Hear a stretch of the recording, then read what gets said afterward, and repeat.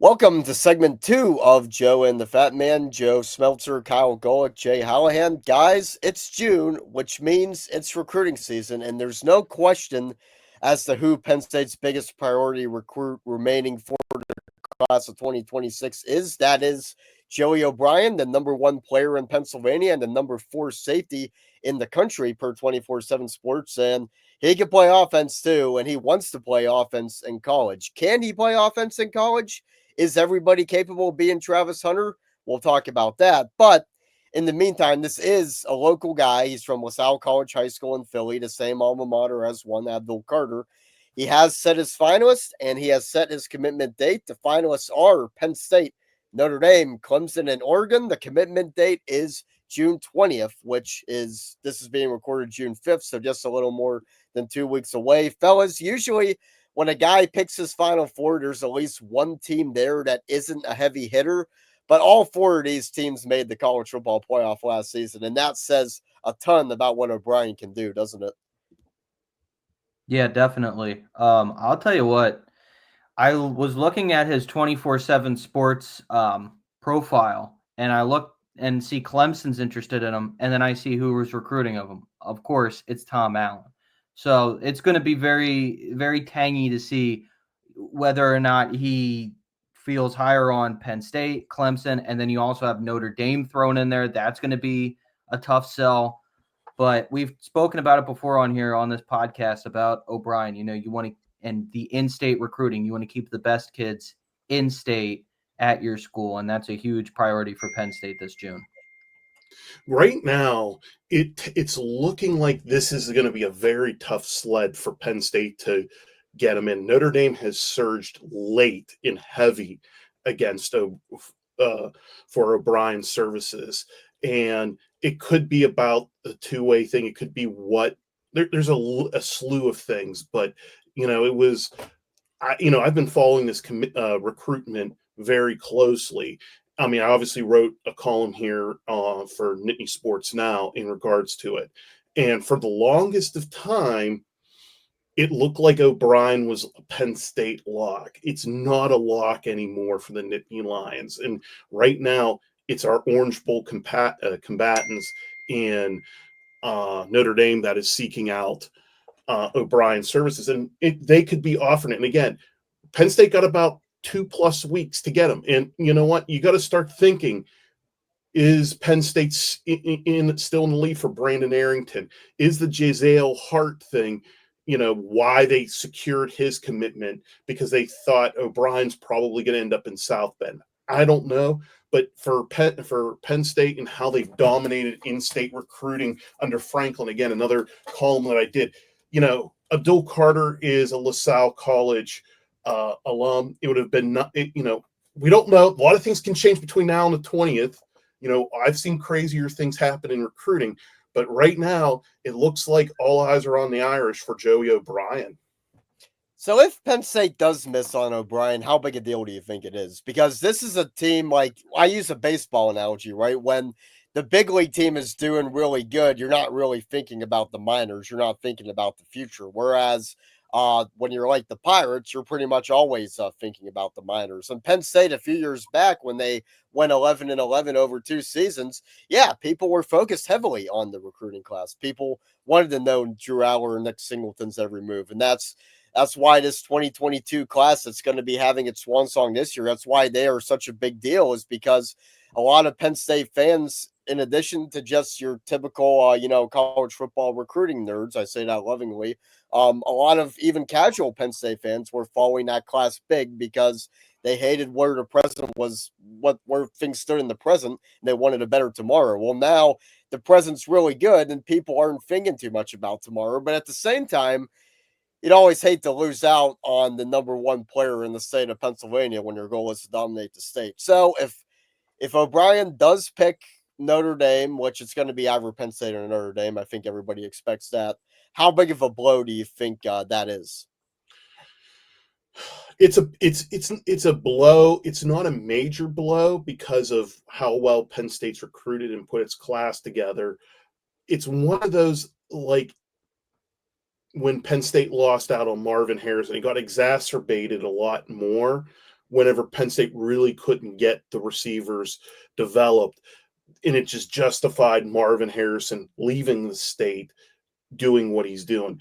It's one of those things that you want to have that transcendent athlete.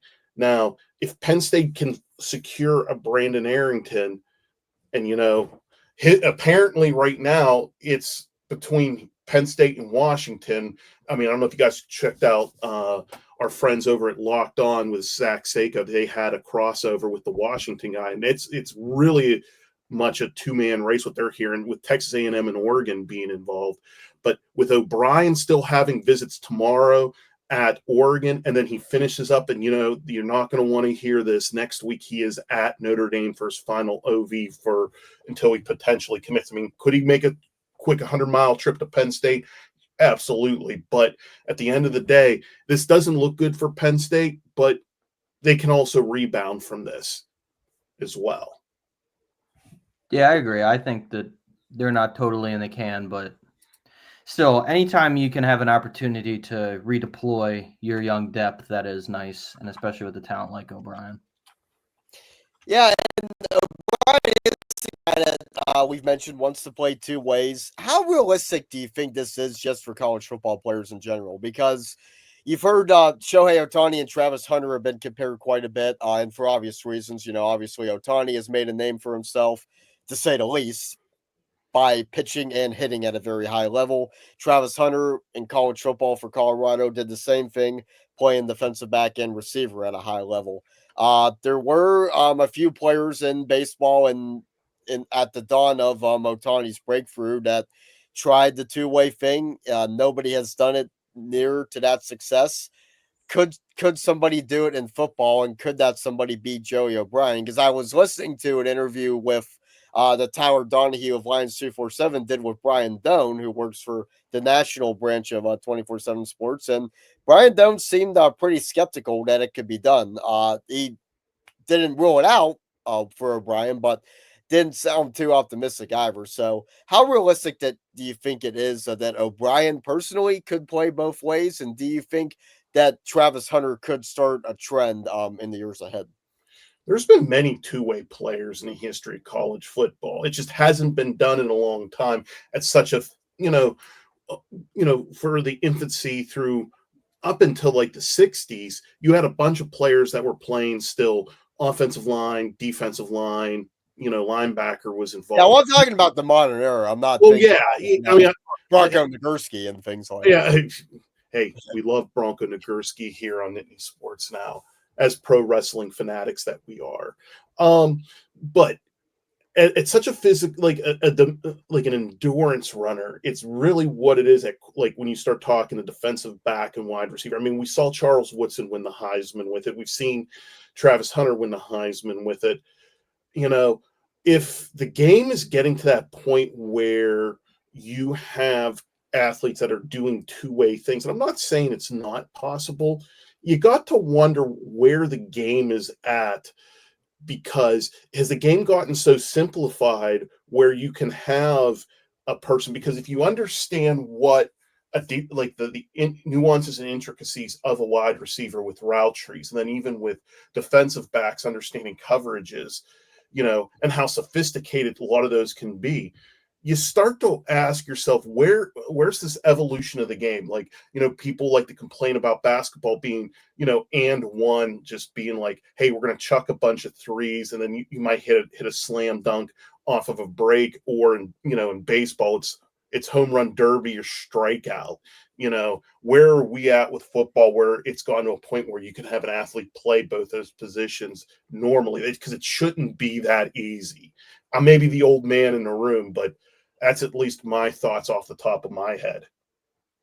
It's funny how it's become the Travis Hunter thing. It used to be just the Charles Woodson thing because of how he won the Heisman. Do we know he would play wide receiver, I'm assuming, is what he would like to do at the college level? Well, safety is his main position, but he would like to play receiver, yes. Okay, yeah. I mean, I knew it's safety. I would assume it would be wide receiver as well. I mean, listen, it's such a Travis Hunter is honestly a physical specimen of an athlete. Not I don't think not everyone can do it that easily, the way that he made it seem. I mean, and he was just completely even more ridiculous, in my opinion, as a receiver than as a quarterback, because some of the highlight reel catches he'd make.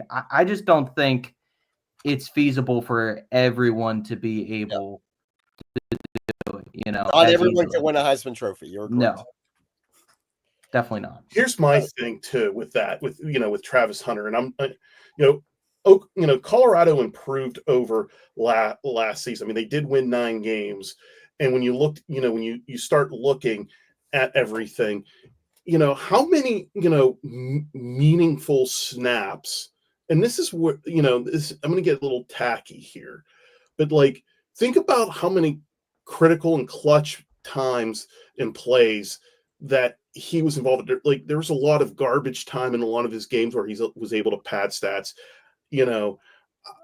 That's one. The Heisman, I had a feeling was going to Hunter. The one that bothered me the most was when the Bednarik, the Maxwell Club's right in Philadelphia. You took Travis Hunter, who's a part-time defensive player, and you gave up the best defensive player in the nation to Abdul. Yeah, you should have. Yeah, Abdul Carter is right in your backyard. Like traditionally, that happens. But I'm looking at Arizona's schedule last year, and I caught some of his. Just a lot of poor football, and so I often just say to myself and this was my biggest knock on Hunter is what happens if you put him in, and this is the scrutiny we do in the media. You take him out of Colorado where there's like no expectations, and then all of a sudden you drop him in Ohio State, you drop him in Alabama, you drop him in Georgia, you drop, you name the school. Is he still doing both those things? So, yeah, two-way for me. This two-way phase, I think it's going to be a phase, but I don't see it being much more than that, Joe. Yep, we shall see. Before we end and move on to the third segment, Joey O'Brien, Brandon Arrington, if you could only have one, who would you ever have? O'Brien, for sure. This is going to shock you guys, but if Penn State could land Brandon Arrington, that would be more of an impact, and I'll tell you why. This guy's a 5-star athlete out of Mount Miguel in California.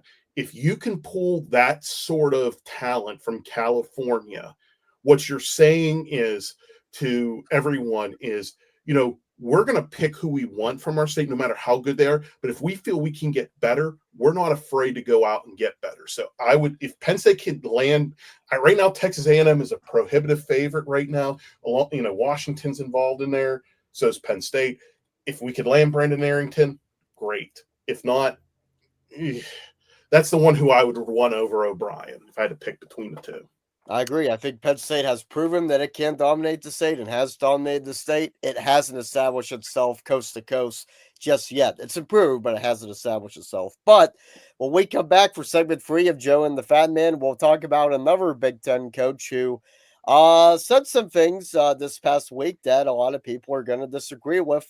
You'll find out more on segment 3 of Joe and the Fatman.